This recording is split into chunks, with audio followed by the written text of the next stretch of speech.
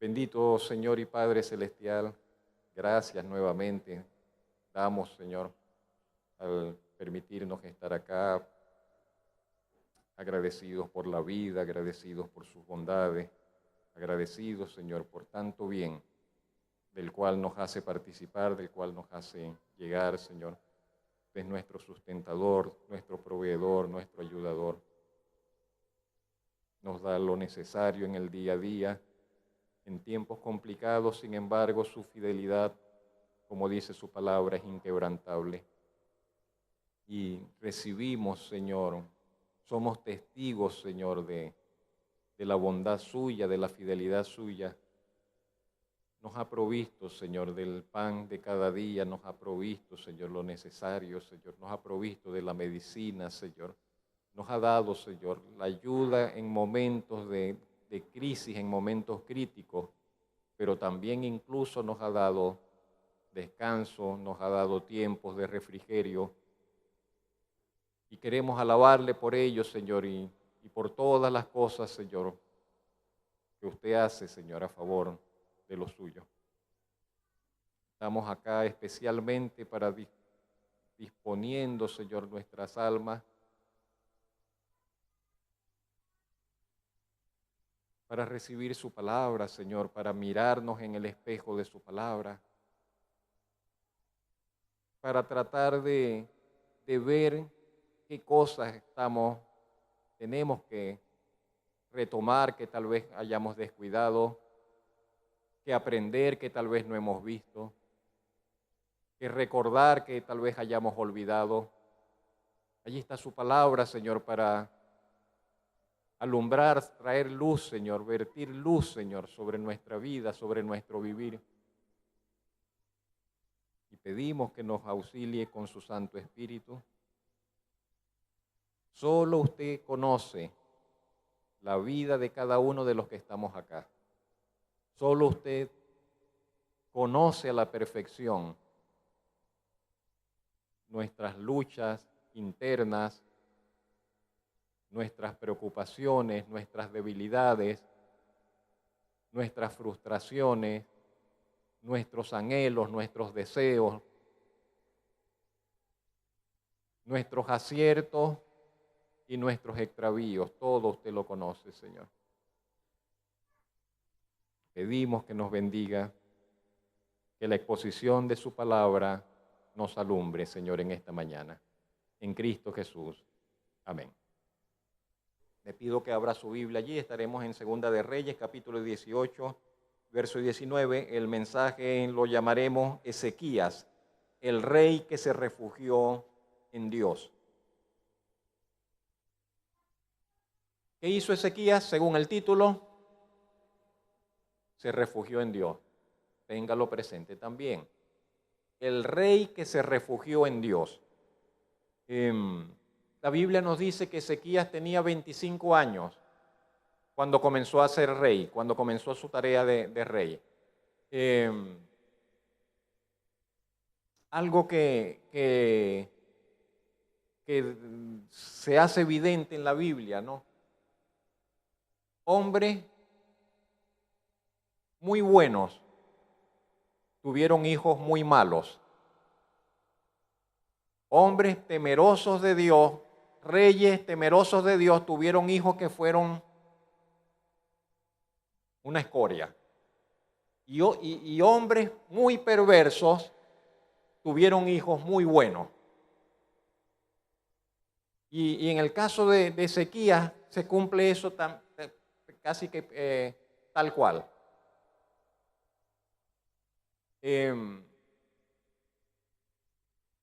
Su padre no tan bueno y el hijo de Ezequías de los peores que tuvo Judá. Ahora, ¿quién era Ezequías? Lo primero, ¿quién era Ezequías? Rápidamente. Podríamos decir, Ezequías era un joven rey decidido a honrar a Dios. Tenía 25 años, quiero repetir, cuando Ezequías comenzó a reinar, cuando le tocó asumir el reino. En el tercer año de Oseas, dice en Segunda de Reyes 18:1, Oseas era el rey en el norte, hijo de la rey de Israel, comenzó a reinar Ezequías, hijo de Acaz, rey de Judá. Cuando comenzó a reinar era de 25 años y reinó en Jerusalén 29 años. El verso 3 nos dice que Ezequías hizo lo recto ante los ojos de Jehová, conforme a todas las cosas que había hecho David su padre. Y esas palabras pesan mucho. Cuando la Biblia dice de Ezequías, Ezequías hizo lo recto con el Señor, ante los ojos del Señor, y dice conforme a todas las cosas que había hecho David su padre.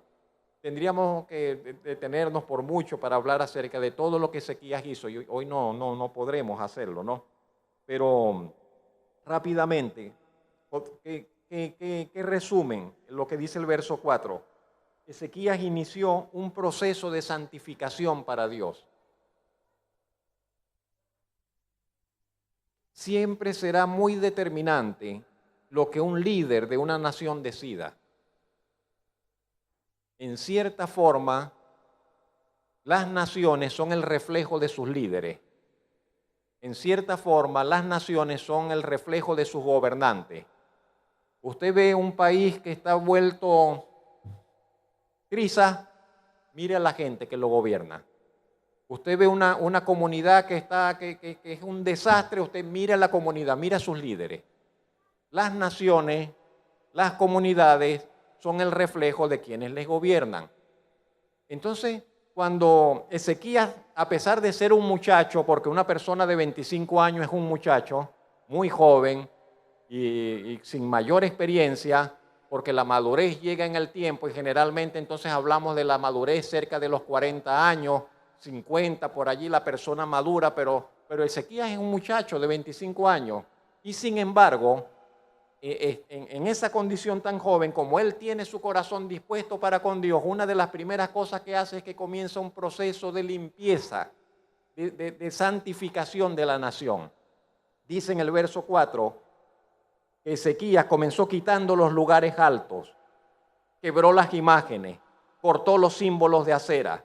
Sabe que Israel estaba plagado en los tiempos de Ezequías. Cuando Ezequías asume el reinado, Israel estaba plagado de sitios de idolatría. En cada rincón, en cada lugar, o sea, altares a los dioses extraños, a dioses paganos, y el templo prácticamente abandonado. El templo del Dios de Israel prácticamente abandonado. Los sacerdotes se fueron, todos, o sea, y la ciudad hervía, plagada de idolatría. Y una de las primeras cosas que comienza a hacer Ezequías es que comienza a limpiar la nación y comienza a santificar a la nación. Comienza a quitar todos esos lugares altos que son de idolatría, a quebrar las imágenes, a romper con los símbolos del dios de acera, pero hasta se encuentra, que ya lo he mencionado un par de veces en algunas oportunidades, hasta la serpiente de bronce que hizo Moisés en algún momento, que Dios le dijo a Moisés que hiciera, entonces también resulta que habían hecho de la serpiente de Moisés un ídolo y le quemaban incienso a la serpiente santa, porque Dios la usó. Y yo digo, siempre nosotros tenemos el peligro de santificar algo y de idolatrar algo que Dios usó en un momento. Dios lo usó, pero ya, terminó, y no debe ser. Entonces dice el verso 4, los hijos de Israel le quemaban incienso, y vino Ezequías y mandó a que esa serpiente le hicieran pedazos, y le llamó Nejustán. Es una palabra, entiendo, despectiva, le llamó perol, cosa de bronce, este tiesto de bronce, acaben con eso, dijo Ezequías. Con una vida auténtica de fe, Ezequías entonces comenzó a renovar a la nación,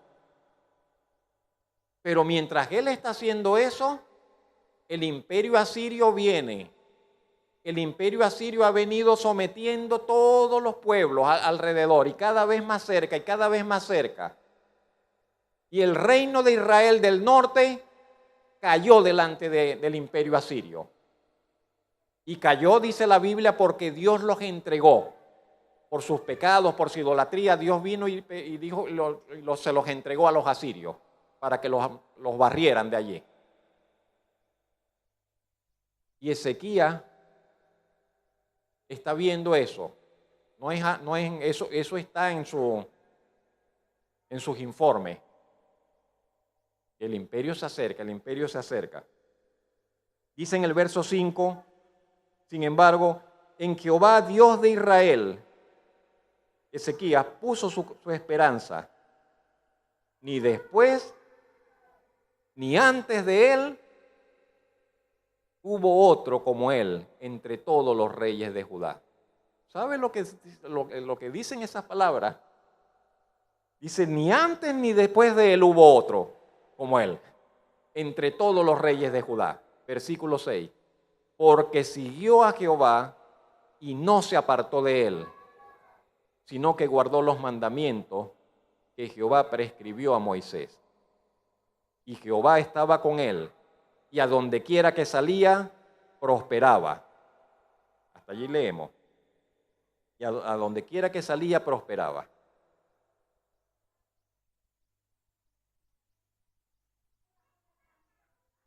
Es importante, ¿no?, que se nos diga acá en el verso 6 que siguió al Señor y no se apartó del Señor, y que guardaba los mandamientos que el Señor había mandado por medio de Moisés. Porque en otro lugar, por acá cerca, pero en otro lugar nos dirá que en el reino del norte la gente seguía al Señor, decían ellos que servían al Señor, pero al mismo tiempo servían a los ídolos. Servían a Jehová, pero también servían a los otros dioses. Decían que adoraban a Dios, pero también andaban con los otros dioses. Entonces dice, esa era la fe de ellos en el norte. Pero de Ezequías dice, él servía al Señor y solamente al Señor, y no se apartó del Señor. Y yo repito, ¿no?, mientras todo eso va pasando, tenía 25 años y pasaron 5 años y pasaron otros años y de repente en un momento, en el verso 7, al final del verso 7 dice, él se rebeló contra el rey de Asiria y no le sirvió.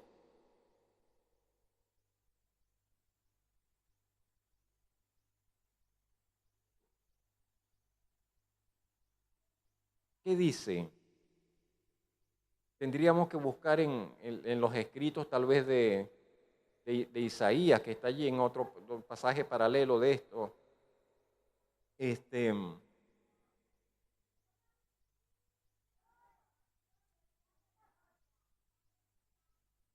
El imperio asirio fue cercando, fue sometiendo. En el verso 9 se nos dice que Ezequías llevaba 4 años reinando cuando los asirios subieron contra Samaria y la sitiaron. Y en el verso 10 dice que después de 3 años, finalmente tomaron Samaria, el reino del norte de Israel. Y Ezequías llevaba 9 años siendo rey cuando cayó Israel en el norte. Y dice el verso 12 que eso sucedió porque no habían atendido a la voz de Jehová su Dios, sino que se habían quebrantado su pacto. Y todas las cosas que Moisés había mandado no las habían escuchado ni puesto por obra.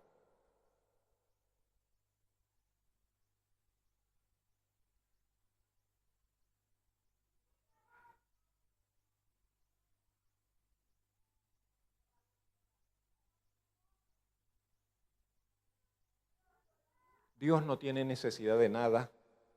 El Señor no tiene necesidad de nada.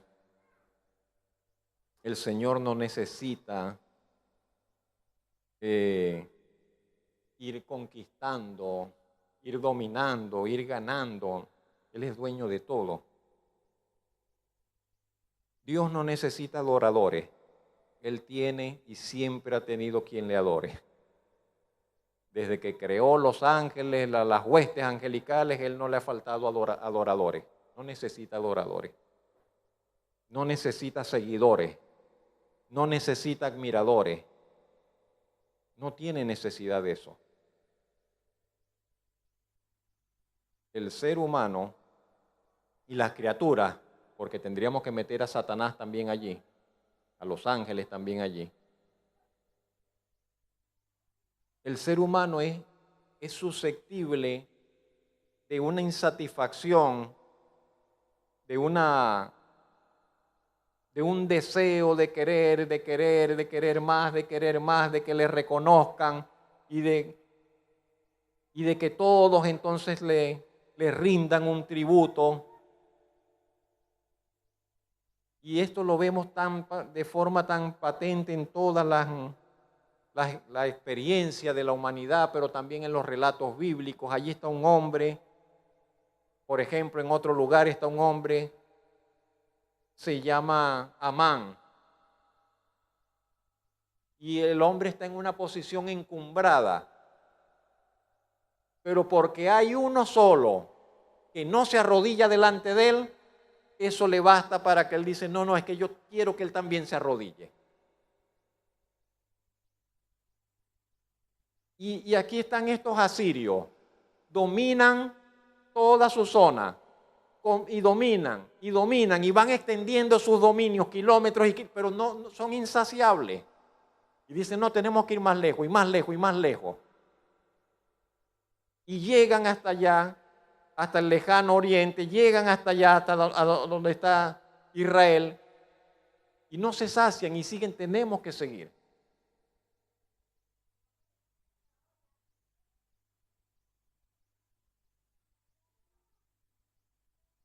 No es solamente el problema de los conquistadores,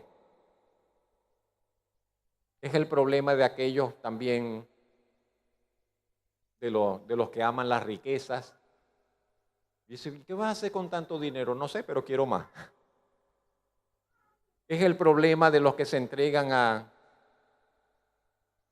la lujuria.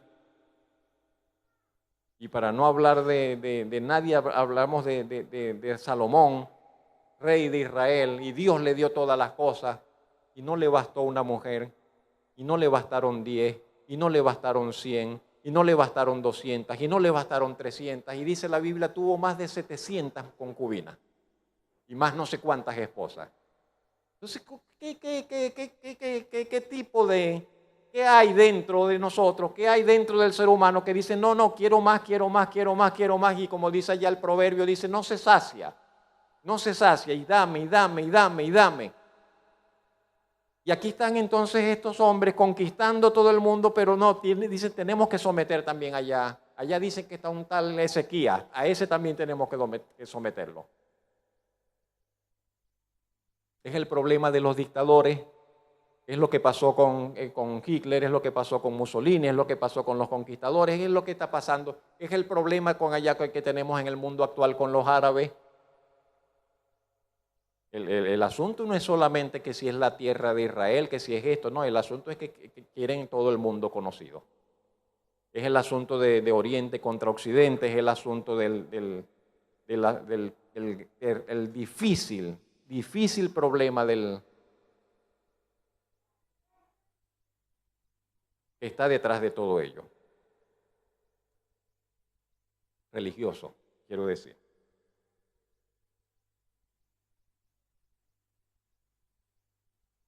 El asunto es que el enemigo, porque eso no es una característica de Dios, sino una deformación, una enfermedad. El enemigo no se satisface. El mal no se satisface. El pecado no satisface. Es lo que quiero finalmente decirle. El pecado no satisface. El mal no satisface. Por eso es que el hombre que está preso de la lujuria nunca se satisface. Por eso es que el adicto sexual, el adicto a la pornografía, nunca queda satisfecho, porque el mal no satisface. Por eso es que la inmoralidad sexual, por seguir con este ejemplo, no satisface. Puede tener 1000, 2000 mujeres, nunca va a estar satisfecho, porque el mal nunca satisface. El mal no puede satisfacer, el pecado no puede satisfacer. No puede saciar, de decir, sí, ya quedé ya para siempre. No puede. Y dice en el verso 13 que a los 14 años del rey Ezequías vino el rey Sennacherib, subió Senaquerib, el del imperio asirio, rey de los asirios, contra las ciudades fortificadas de Judá y las tomó. Y comenzó a tomar las ciudades de Judá, distintas ciudades de Judá. Verso 14, dice, dejamos esa imagen allí. Entonces Ezequías, rey de Judá, le envió a decir al rey de Asiria que estaba en Laqui, y le dijo, yo he pecado, le dice Ezequías, apártate de mí y haré todo lo que me impongas. Y el rey de Asiria le impuso a Ezequías, rey de Judá, que le tenía que entregar 300 talentos de plata y 30 talentos de oro. Y Ezequías, para poder dar esa cantidad de plata y de oro, Ezequías vino y tuvo que desmantelar el templo y sacar la plata de la casa del Señor y de los tesoros de la casa real. Y Ezequías, dice la Biblia, tuvo que quitar el oro de las puertas del templo del Señor y de los quiciales del templo, que el mismo rey había cubierto de oro, para dárselo al rey de Asiria.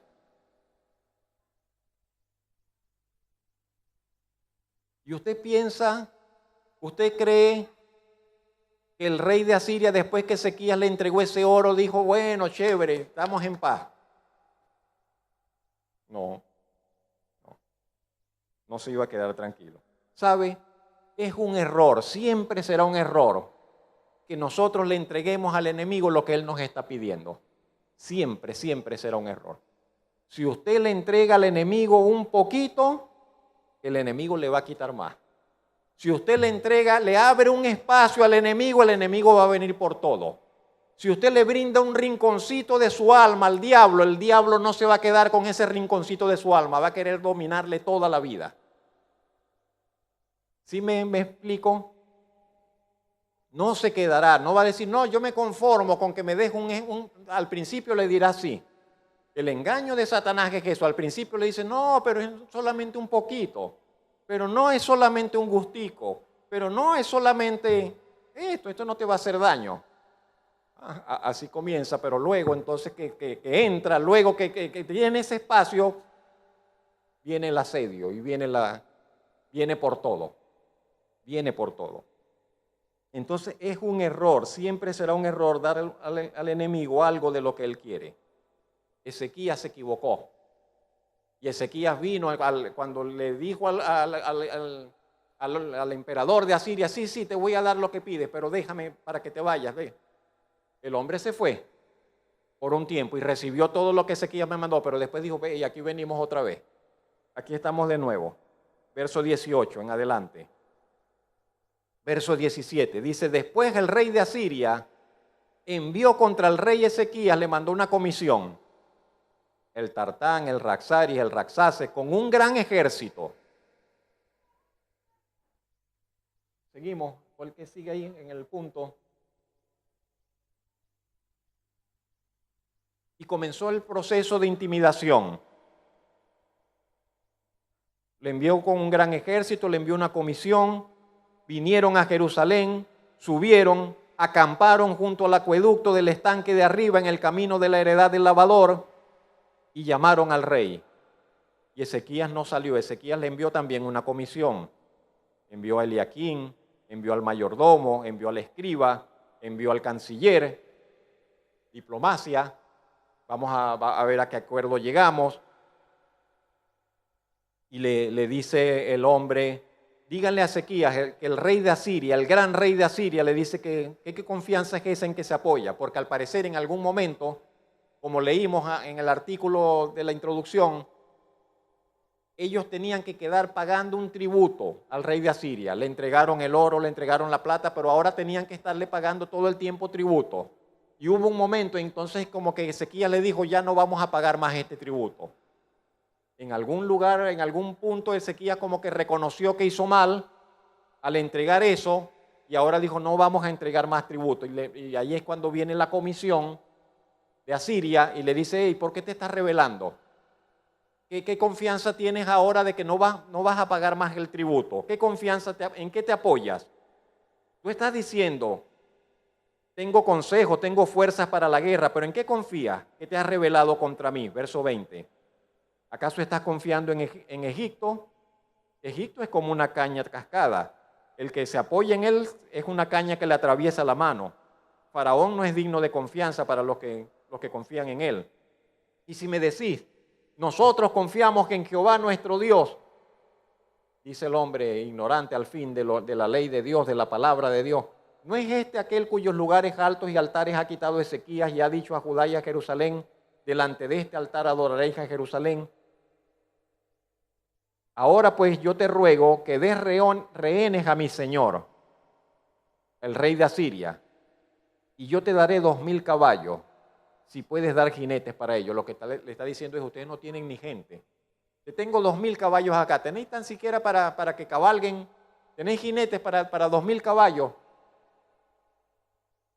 ¿Cómo pues podrás resistir a un capitán, al menor de los siervos de mi señor? Dice, te vamos a enviar el más pequeñito de rango, y ni siquiera con ese van a poder. Aunque estés confiando en Egipto y sus carros y su gente de a caballo. ¿Acaso he venido yo a este lugar sin Jehová? ¿No me envió Jehová a este lugar para destruirlo? Jehová me ha dicho, sube a esta tierra y destrúyela. Por supuesto, eso es mentira. Pero así habla Satanás. El enemigo siempre va a venir y va a decir, no, Dios me dijo. No, es que Dios me entregó eso. No, es que Dios te dice que hagas esto. La Biblia está tan llena de tantos relatos de eso, ¿no? Donde alguien dice, no, Dios te está diciendo que hagas esto, y no es así, ¿no? Pero lo que me llama la atención y quiero compartir en este punto es ese proceso de intimidación. El enemigo es un experto en intimidar, en asustar, en sembrar el pánico, en sembrar el terror, así como hacían los reyes de Asiria, que venían y desollaban a la gente y le sacaban las vísceras y los colgaban acá y les caían a palo y hacían todo eso y les sacaban los miembros y los cortaban manos para que todos entraran en pánico y vieran, esta gente es terrible, mejor es que nos rindamos delante de ellos. El enemigo es un experto en intimidar y hasta el sol de hoy eso es lo que él hace. Satanás lo que hace es intimidar y domina en base al terror, domina en base al temor y en base a la mentira. Verso 26 al 35.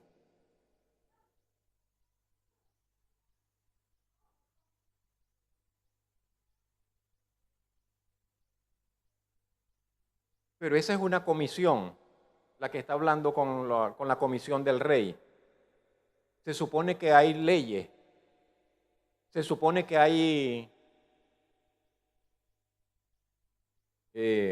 procedimientos, se supone que hay un protocolo, se supone que hay ciertos acuerdos que se deberían respetar.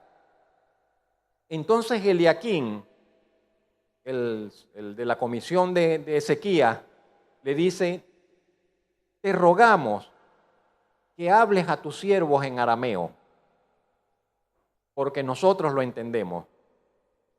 Y no hables con nosotros en lengua de Judá a oídos del pueblo que está sobre el muro.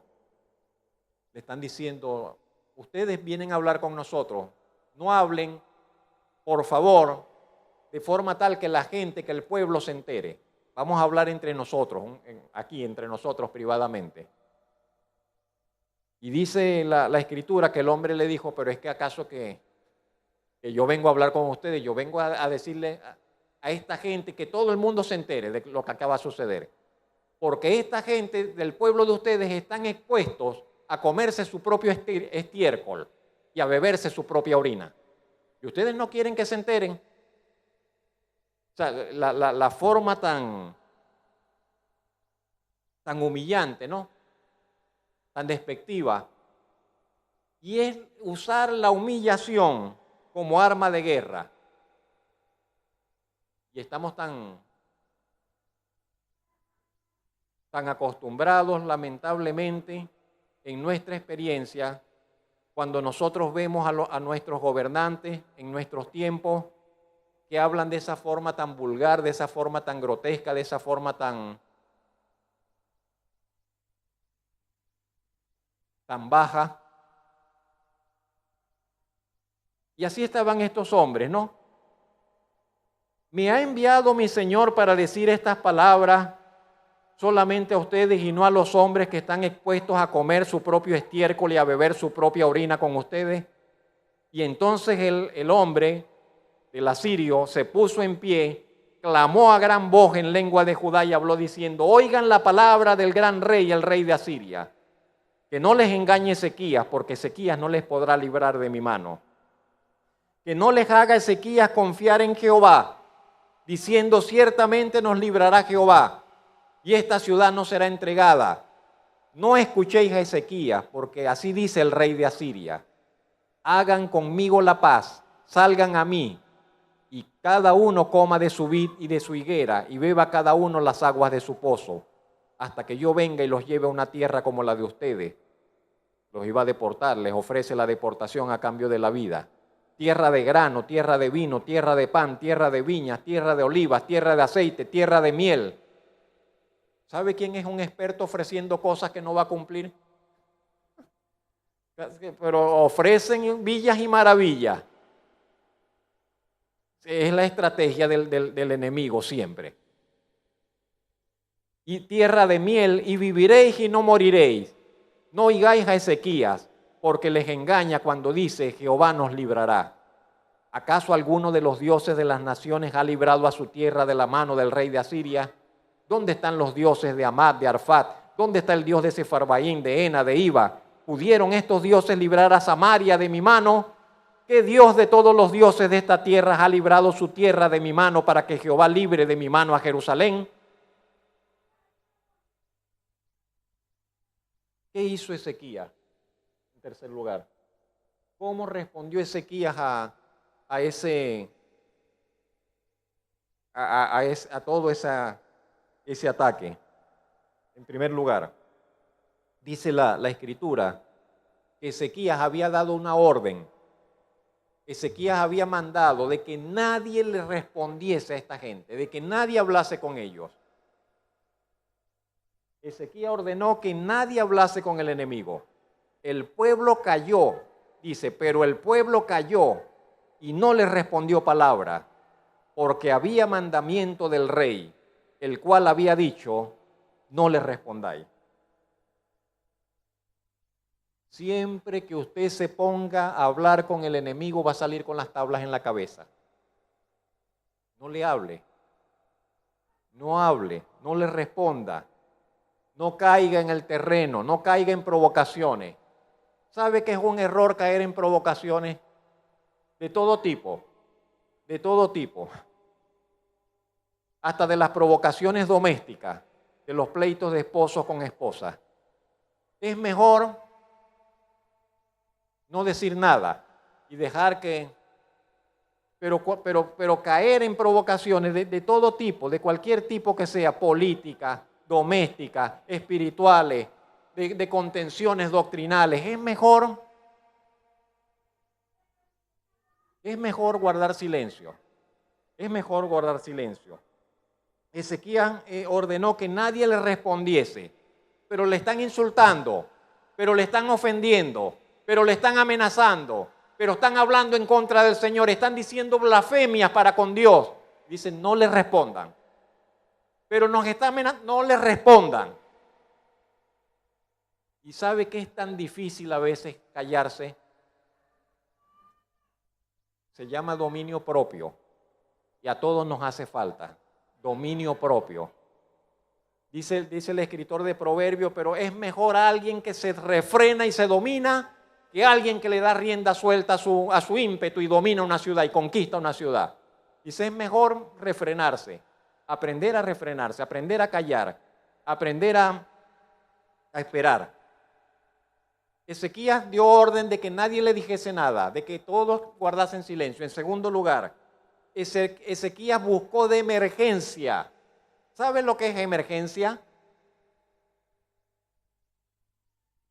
Hay cosas importantes, pero no son emergentes. Y hay cosas que quizás no son tan, pero son de emergencia. Hay que hacerlo. Entonces Ezequías buscó de emergencia el rostro del Señor. Es lo que nos dice el capítulo 19.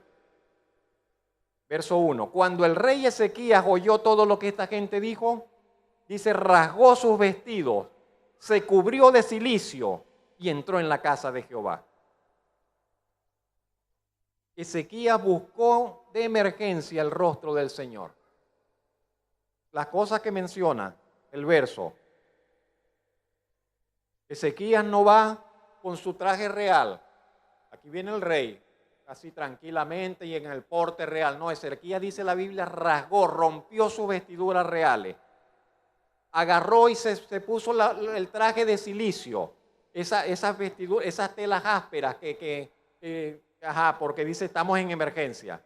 Y entró en la casa del Señor. Buscó en emergencia el rostro del Señor.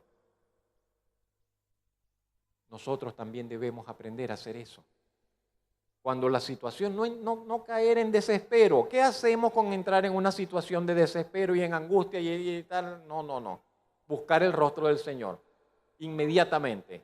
Se vino una situación, se nos vino una situación encima, disponernos en emergencia a buscar la presencia del Señor, acercarnos al Señor. Tendremos que rasgarnos las vestiduras. ¿Qué significará? Tendremos que vestirnos de cilicio. ¿Qué significará que usted se ponga el cilicio? Que nos pongamos el cilicio para buscar al Señor. Piénselo de la siguiente manera. El cilicio es algo que incomoda. El cilicio es algo que no es muy agradable de tener puesto. Y dice, vas a buscar al Señor, pero búscalo con el cilicio. Estamos en emergencia. Entonces hay que buscar al Señor, pero así, de esa forma. Humillarnos delante del Señor. En tercer lugar, Ezequías mandó a contactar de emergencia al profeta Isaías. ¡Qué maravilla! ¡Qué bendición! Que eso sucedió en los tiempos del profeta Isaías. Y que Isaías estaba allí dentro del imperio, dentro del reino. Y Ezequías dice, vayan rápido a buscar a Isaías y díganle al profeta Isaías lo que está pasando. Eso es lo que nos cuentan los versos 2 al 7 del capítulo 19. Le dijo, envió al mayordomo, envió al escriba, envió a los ancianos de los sacerdotes, todos cubiertos de cilicio, todos también cubiertos de cilicio, al profeta Isaías, hijo de Amós, para que le dijesen, así ha dicho Ezequías, este es un día de angustia, este es un día de reprensión, este es un día de blasfemia. Los hijos están a punto de nacer y la que da luz no tiene fuerzas para dar a luz. Quizás oirá Jehová tu Dios todas las palabras que dijo aquella gente, a quien el rey de los asirios ha enviado para blasfemar al Dios viviente y para vituperar con palabras las cuales Jehová tu Dios ha oído. Por tanto, eleva oración por el remanente que aún queda. Y vinieron pues los siervos del rey Ezequías a Isaías.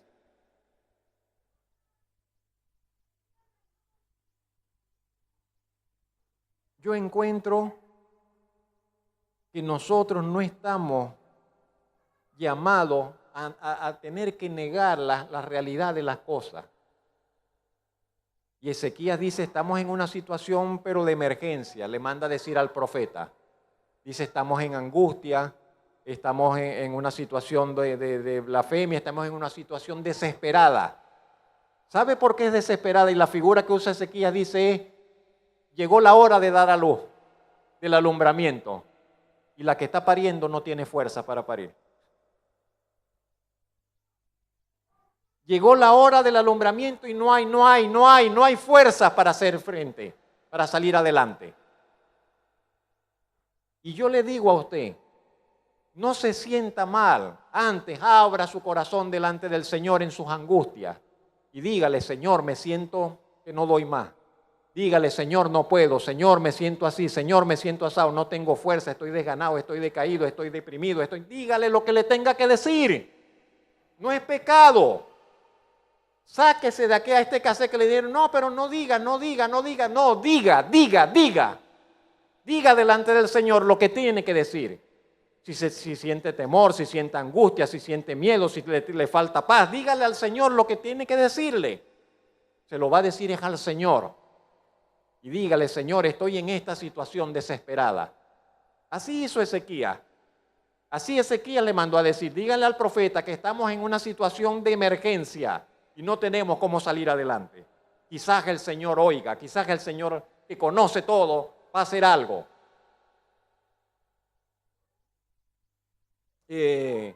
Versos 6 y 7. Isaías le respondió, así diréis a vuestro Señor, le mandó a decir el profeta, así ha dicho Jehová, no temas por las palabras que has oído, con las cuales me han blasfemado los siervos del rey de Asiria. Yo pondré un rumor, pondré en él un espíritu y oirá un rumor y volverá a su tierra, y haré que en su tierra caiga espada. El Señor siempre tiene una salida para nosotros.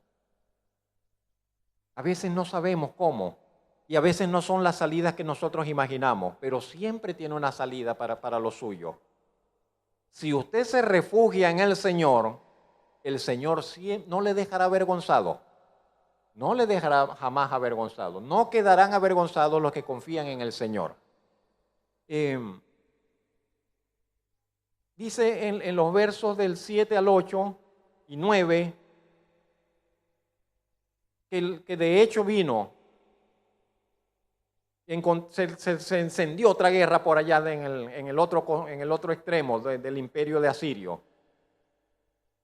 Y tenían dos guerras en ese momento. Y venía el rey de Etiopía también para hacerle guerra a los asirios. Y entonces el rey lo mandó a buscar los que estaban donde Ezequías que se vinieran porque necesitaban del apoyo de ellos allá. Pero el hombre no se fue así nomás.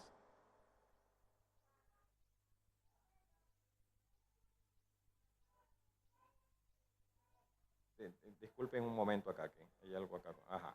En el verso 8 en adelante,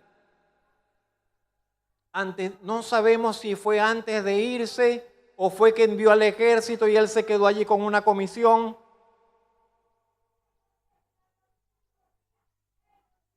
Pero en el verso 10 dice lo siguiente, que le mandó a decir a esta gente de los asirios al rey de Ezequías, no te engañe tu Dios, en quien tú confías, para decir Jerusalén no será entregada en manos del rey de Asiria. Tú has oído lo que han hecho los reyes de Asiria a todas las tierras destruyéndolas. ¿Y escaparás tú? ¿Acaso libraron sus dioses a las naciones que mis padres destruyeron? Gozán, Harán, Resef, los hijos de Den que estaban en Telasar. ¿Dónde está el rey de Amat? ¿Dónde está el rey de Arfat? El rey de la ciudad de Sefarvaín, de Ena, de Iba. Pero eso no se lo dijo en palabras, eso se lo envió en cartas. Eso se lo envió en documentos como decir, oficiales. Y con esto vamos al otro punto. ¿Sabe que el enemigo también tiene su forma oficial, entre comillas, de proceder? Siempre es un poco complicado este asunto de documentos, oficios, legalidad. Pero ¿es legal o no es legal? ¿Pero la ley está de su parte o la ley no está de su parte? Y Satanás y el enemigo y el mal tiene mucha gente que hace trabajo legal a su causa. De manera que nosotros tenemos que ir más arriba del asunto legal y por arriba de la legalidad humana poner la palabra de Dios. Si está en armonía con la palabra de Dios, bien. Pero si la legalidad humana, social, jurídica, choca contra la palabra de Dios, entonces desechamos la otra y nos quedamos con lo que dice la palabra de Dios. Es necesario, como dijeron aquellos hombres ante el jurado allá, es necesario obedecer a Dios antes que a los hombres. Y a fin de cuentas, la palabra de Dios, la ley de Dios, que es justa, es perfecta, es la que permanece. Las otras están acomodadas allí. Y estoy siendo muy torpe al expresar todo esto. Pero lo que le quiero decir en parte es, nosotros a veces podemos tratar de escudarnos o nos sentimos obligados por asuntos legales. Ponga más arriba, lo que le quiero decir es, ¿qué dice la palabra de Dios? Y trate de actuar siempre de conformidad con los principios de la palabra de Dios. No engañe, no haga fraude jurídico, no haga componendas, no haga tratos allí rarosos ahí para obtener un beneficio legal, ni caiga ni se involucre usted en cosas de esas que son tan propias de nuestros tiempos, porque usted se debe al Señor, porque usted se debe a aquel que es Dios justo, aquel que es Dios santo, aquel que ama lo recto, aquel que ama la justicia, aquel que no aprueba el fraude, que no aprueba el soborno, que no aprueba esos negocios y esos manejos políticos. Dios aborrece todo eso. Entonces usted cuídese de eso. Y aunque todo el mundo lo haga, usted cuídese de eso porque usted está llamado a vivir una vida diferente para la gloria de Dios. Entonces Ezequías recibe todas esas cartas. Verso 14 nos dice que ¿sabe qué hizo Ezequías con todos esos documentos? Agarró y se llevó todos esos documentos, todas esas cartas a la presencia del Señor. Ezequías tomó las cartas de mano de los embajadores, dice el verso 14, y después que las hubo leído, subió a la casa del Señor y las extendió, las puso así, todas en el suelo, delante del Señor.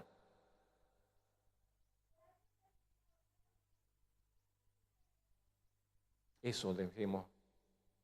Eso nos conviene a nosotros también hacer. Cualquiera sea, lleve su causa y póngala delante del Señor. Su preocupación, expóngala delante del Señor. Las amenazas que recibe, expóngalas delante del Señor.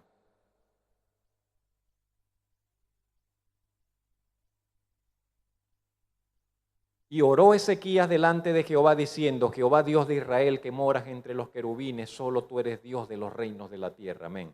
Tú hiciste el cielo y la tierra. Inclina, oh Jehová, tu oído y oye. Abre, oh Jehová, tus ojos y mira y oye las palabras de Senaquerib, el rey de Asiria, que ha enviado a blasfemar al Dios viviente. Es verdad, Señor, que los reyes de Asiria han destruido a las naciones y sus tierras, que echaron al fuego a sus dioses, por cuanto ellos no eran dioses, sino obra de manos de hombres, de madera, de piedra, por eso los destruyeron. Ahora pues, oh Jehová Dios nuestro, sálvanos, te ruego, de su mano, para que sepan todos los reinos de la tierra que solo tú, Jehová, eres Dios. El motivo, cuando vemos el motivo final de Ezequías, dice, Señor, sálvanos, pero para que la gente sepa que solamente tú eres Dios, que solamente tú eres Dios. Y en efecto, al Señor le gustó la oración de Ezequías, y en el verso 20 leemos la respuesta del Señor, la sentencia del Señor. Entonces Isaías envió a decir a Ezequías, así dice el Señor, Dios de Israel, lo que me pediste acerca de Senaquerib, rey de Asiria, he oído. Y esta es la palabra que Jehová ha pronunciado acerca de él. El Señor tiene unas formas de expresarse. La Virgen, hija de Sión, te menosprecia, te escarnece. Detrás de ti mueve su cabeza la hija de Jerusalén, como diciendo, el que venía a destruir y que... ¿A quién has vituperado y blasfemado y contra quién has alzado la voz y levantado en alto tus ojos? Contra el Santo de Israel. Por mano de tus mensajeros has vituperado a Jehová y has dicho, con la multitud de mis carros he subido a las alturas de los montes, a lo más inaccesible del Líbano, cortaré sus cedros, sus cipreses escogidos, me alojaré en sus remotos lugares, en el bosque de sus feraces campos. Yo he cavado, bebido las aguas extrañas, he secado con las plantas de mis pies todos los ríos de Egipto. Y luego se pregunta el Señor, ¿nunca has oído que desde tiempos antiguos yo lo hice? Que desde la antigüedad, desde los días de la antigüedad lo tengo ideado y ahora lo he hecho venir. Y tú serás para hacer desolaciones, para reducir las ciudades fortificadas a montones de escombros. Sus moradores fueron de corto poder, fueron acobardados, confundidos, vinieron a ser como la hierba del campo, como hortaliza verde, como heno de los terrados, marchitado antes de su madurez. Dios le dice, mira, pero todo eso que tú has hecho, lo que has hecho es responder a lo que yo quería, a lo que yo he estado planificando. Nosotros vemos el mundo envuelto en guerras, en situaciones, no sabemos. Los hermanos dicen, oremos por la paz de Jerusalén. Bueno, sí, no sé, sí, hay un salmo que dice pedí por la paz de Jerusalén, pero hay muchas escrituras que dicen que lo que viene es guerra para Jerusalén, que lo que viene es guerra para Israel, que las naciones todas se van a confederar contra Israel, que el mundo entero las batallas finales se van a definir allá en Israel, en esa región del mundo. Entonces yo no sé qué tan, pero es el hecho de que es la mano de Dios la que está guiando. Y todos esos imperios, y el imperio asirio también estaba metido en los propósitos de Dios. Y por mano del imperio asirio Dios castigó al reino de Israel en el norte. Por mano también, entonces ahora Dios se glorifica en ese mismo imperio. Y Dios le dice, verso 27, he conocido tu situación, le dice a los asirios, tu salida, tu entrada, tu furor contra mí. Hay gente, pero hay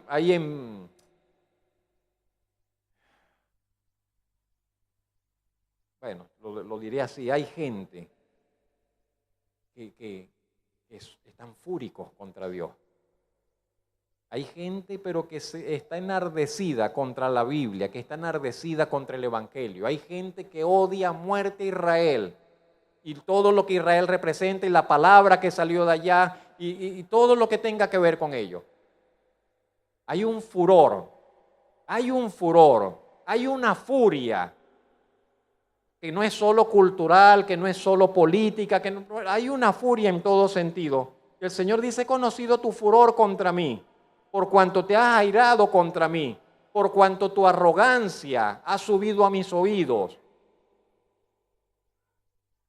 No importa quién sea, desde el pastor de la iglesia hasta quien sea, pero a donde quiera que haya alguien enardecido en arrogancia y en altivez, tenga la certeza, Dios lo va a quebrantar. Sea cristiano, sea predicador, sea apóstol, sea ministro, sea mundano, pero Dios abatirá toda soberbia en esta tierra. Dios quebrantará a los altivos, a los soberbios, a los orgullosos. Dios los quebrantará, estén donde estén.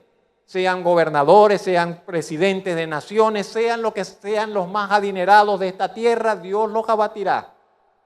No dejará a nadie, algún altivo que se quede así con su cabeza erguida. Tarde o temprano Dios los abatirá.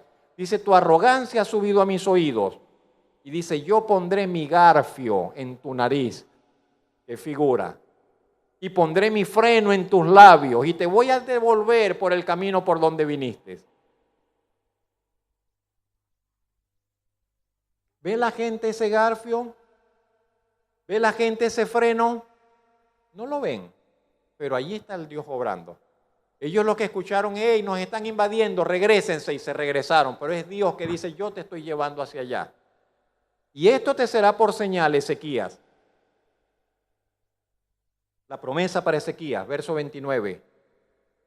Este año vas a comer la cosecha sin sembrar.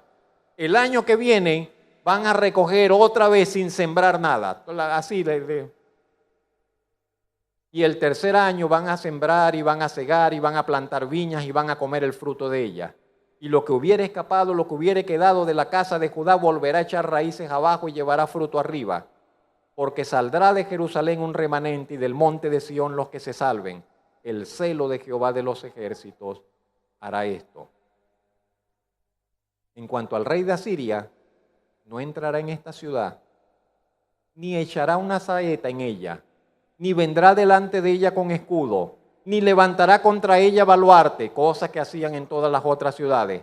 Por el mismo camino que vino, volverá, y no entrará en esta ciudad, dice Jehová, porque yo ampararé esta ciudad para salvarla, por amor a mí mismo y por amor a David mi siervo.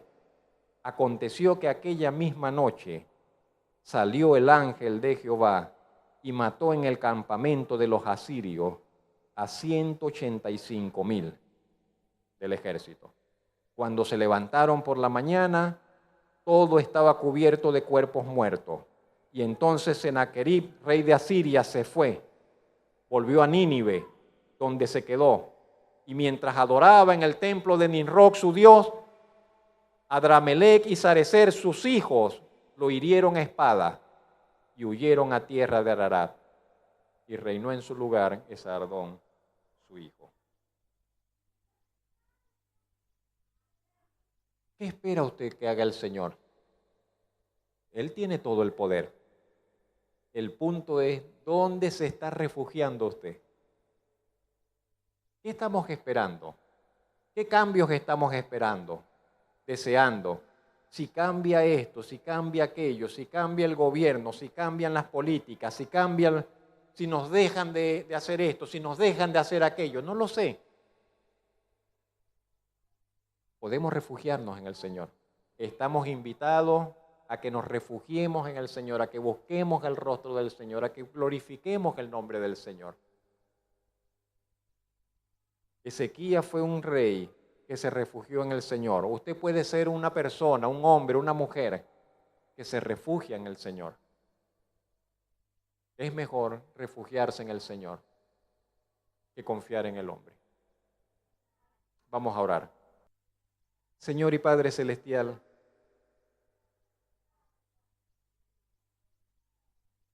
gracias por el ejemplo que tenemos en su palabra, el registro, Señor, de los acontecimientos de aquellos tiempos, cuando Ezequías hizo frente a todo ese asedio, a toda esa experiencia intimidatoria, de amenazas, de opresión, todo un desafío para su fe, toda una situación para la cual no tenía fuerza, para la cual no tenía capacidad de respuesta. No tenía manera él humana de hacer frente a ese ejército. Y sin embargo usted trajo liberación. Usted le resguardó, usted honró su fe. Él le buscó y le encontró. Él expuso su causa delante de usted, Señor, y fue escuchado. Y fue librado, y fue bendecido, y fue honrado en su fe. Nosotros, Señor, estamos también con nuestras situaciones, con nuestros desafíos, con nuestros problemas, con nuestros asedios, también con nuestras preocupaciones, necesidades, quizás hasta angustias y temores. Pero queremos, Señor, pedirle que con la gracia suya, Señor, nos ayude a nosotros seguir, imitar el ejemplo de Ezequías, en poder nosotros refugiarnos ante su presencia, en su presencia. Y en medio de nuestros desafíos buscar su rostro, ante las presiones, Señor, que sobrevienen a nuestra vida, exponer nuestra causa delante de usted, cerrar nuestro oído ante las amenazas, ante el vocerío del enemigo, reconocer la necesidad, Señor, de no ceder, de no entregar espacio en nuestras vidas al pecado, al maligno. Gracias, Señor y Padre Celestial, por la ayuda de su palabra. Gracias por su Espíritu Santo, Señor, por su fidelidad, a la cual estamos llamados, Señor, a honrar, a confiar, a esperar.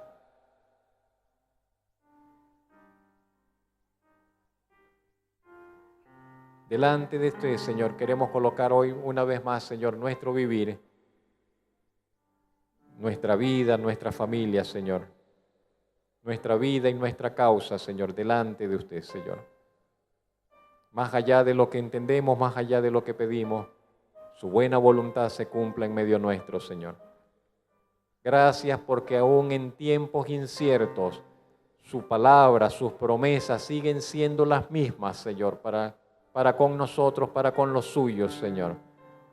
Usted sigue siendo el mismo, Señor. Lo que ha prometido no se retractará en ello, Señor. Lo que nos ha ofrecido no ha cambiado en ello, Señor.